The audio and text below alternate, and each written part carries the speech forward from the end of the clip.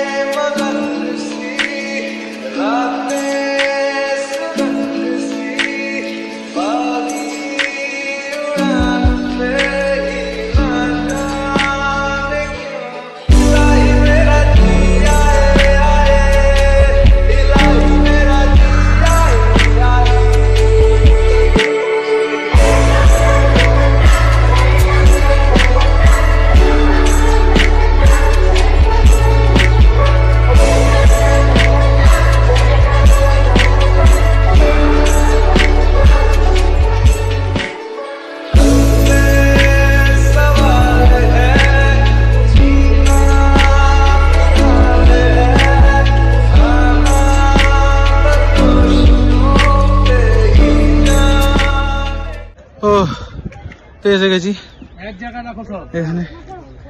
ব্যাপারটা হচ্ছে যে একটু দৌড়াদৌড়ি করলাম তো, হাঁপিয়ে গেছি। হ্যাঁ, তো এখানে এসে প্রথম কথা হচ্ছে, এখানে এসে তোমাকে আগে জুতো নিতে হবে, গামবুট, তাছাড়া তুমি এখানে হাঁটতে চলতে পারবে না। আর এখানে প্যাকেজের সিস্টেম থাকে, যে প্যাকেজ সিস্টেমে তোমাকে যাতায়াত করতে হবে। এখানকার লোকরাই ঘুরিয়ে দেবে। এখানে দাম বলবে 5,000, 8,000, 10,000, কিন্তু তোমার ফিক্স প্রাইস হবে হচ্ছে 5,000, তার উপরে যেন না হয়। ব্যাস, এই হচ্ছে অনেকটা জায়গা। চিনতে পারছো কেউ এই জায়গাটা? Welcome to Sonamarg. তো এই হচ্ছে জায়গা, এরকম হচ্ছে ব্যাপারটা, ঠিক আছে। এই যে আমাদের গাড়ি, এই গাড়িটা 5,000 টাকা নিয়ে এসছি। হ্যাঁ, তো মোটামুটি এরকমই হচ্ছে সোনমার্গ, ঠিক আছে।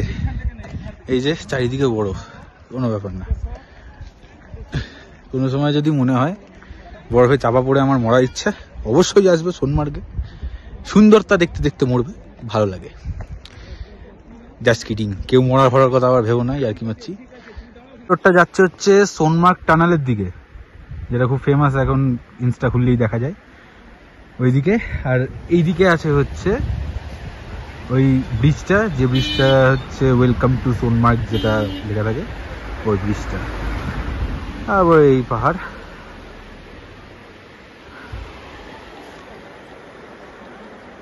এবার ছবি তোলাটা কমপ্লিট করলাম, কারণ এইসব জায়গায় এসে ছবি না তুললে আমার ক্যামেরার অপমান হয়ে যাবে। একটা ছবি তুললাম, ছবিগুলো দেখে নিও তোমরা, আর বাকি জিনিস দেখাচ্ছি। আর আমরা এতক্ষণ এখানে ছবি তুলছিলাম।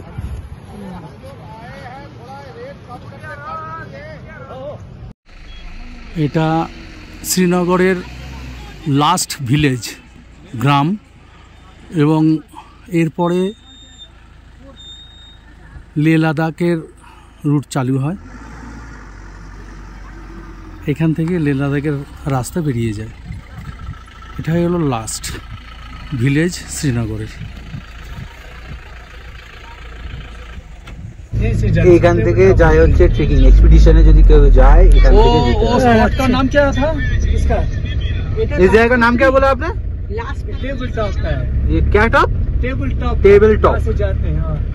वो जो हम लोग अब कहाँ चल रहे हैं? हम लोग जाए कश्मीर का लास्ट विलेज। ये देखने वाली चीज है। वो आगे जहाँ पे 1954 का युद्ध हुआ था ना, पहाड़ी दिखेगी जहाँ से पाकिस्तानी लोग आए थे। अच्छा ओल्ड विलेज भी दिखेगा, जिस ओल्ड विलेज पे उन लोगों ने हमला किया था। उस तरफ हम चल रहे हैं। इसके उस साइड जो है ना, जहाँ पे हमें जाना है, वहाँ पे आर्मी कैंप है, जो हमारी सेना है ना, उनका लॉस्ट है।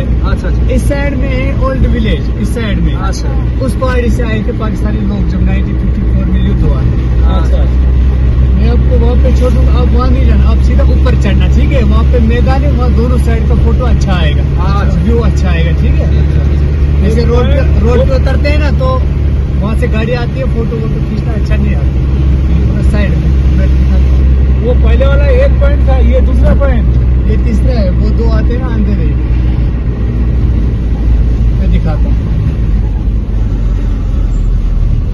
इसके आगे हम नहीं जा सकता। इसके आगे ले लगा, आप यहाँ से ऊपर चलना, ठीक है? नहीं तो फोटो वहाँ पे खींचना, अगर आप भी खींचोगे कोई दिक्कत नहीं है मुझे। अगर मैं कहता हूँ आप यहाँ पे अच्छा आएगा, यहाँ पे चढ़ के ओल्ड विलेज पे। हाँ जी, तो कहे रहे थे, सॉरी, আরে তো কি বলছিলাম, এখানে এটা হচ্ছে কাশ্মীরের লাস্ট ভিলেজ। এটা না, সরি, এটা এই যে সবুজ সবুজ যা দেখাচ্ছে, এগুলো সব হচ্ছে কাশ্মীরের লাস্ট ভিলেজ। এরপরে এসে যায় আর্মি ক্যাম্প, তারপরে লাদাখ।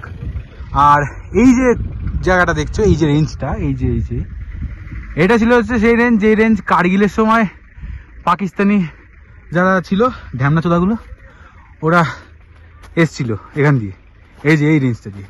শুয়োরের বাচ্চাগুলোর মানে কি গায়ে চড়বি, হ্যাঁ? এইখান দিয়ে নাকি চলে এসছে, কি আলাদা হয়।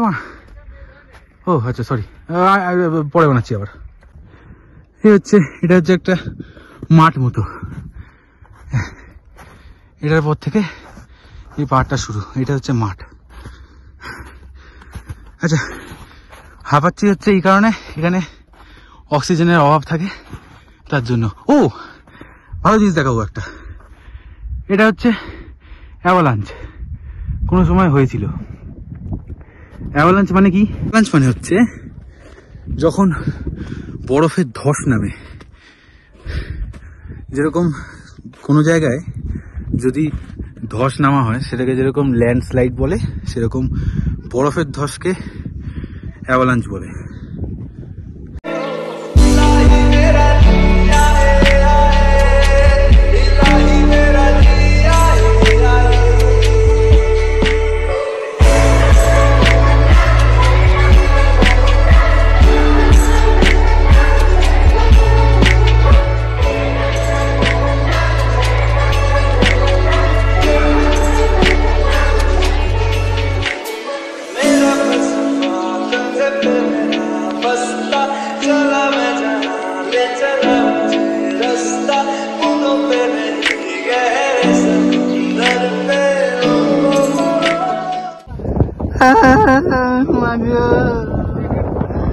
আমি আর যাবো না হিমমঠ। এই দেখো ছোট লোকের বাচ্চাগুলো, এত ভালো জায়গা, এত সুন্দর জায়গা, হ্যাঁ, কুটকা ফেলেছে, সে কুট ছেলে মেগু। যে তোমরা আমাকে এরকম পাগলামি করতে কোনদিন দেখেছো কিনা, কিন্তু হ্যাঁ, আমি পাহাড় দেখলে, বরফ দেখলে করি, এরকমই পাগলামি করি। এটা হচ্ছে আমার মানে কি বলবো, স্বভাব। এই আমার ভিডিও বন্ধ করিয়ে ছাড়বে এরা খিস্তি। হোটেলের বালিশে মাথা দিয়ে তো অনেক ভিডিও বানিয়েছি, এবার বরফে মাথা দিয়ে ভিডিও বানাবো।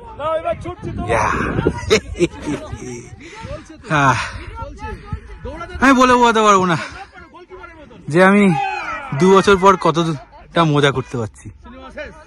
আমার অনেক দিনকার স্বপ্ন ছিল এটা, আমার ড্রিম ছিল সোনমার্গ।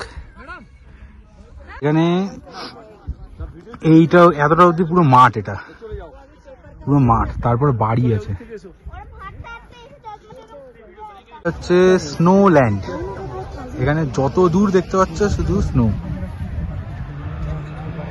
আর এখানে এই বাইকগুলো চলে, এই যেগুলো আমি এখন চালাবো, এটা হচ্ছে বাইক। আমি একটু আগে এটাই করে এলাম, কিন্তু এত জার্কিং হচ্ছে আমি ভিডিও বানাতে পারি। এই যে আমি ভিডিও বানাতে পারিনি, আমার ক্ষমতা হয়নি, এত লাফাচ্ছিল গাড়ি। এই হচ্ছে মোটামুটি জায়গা।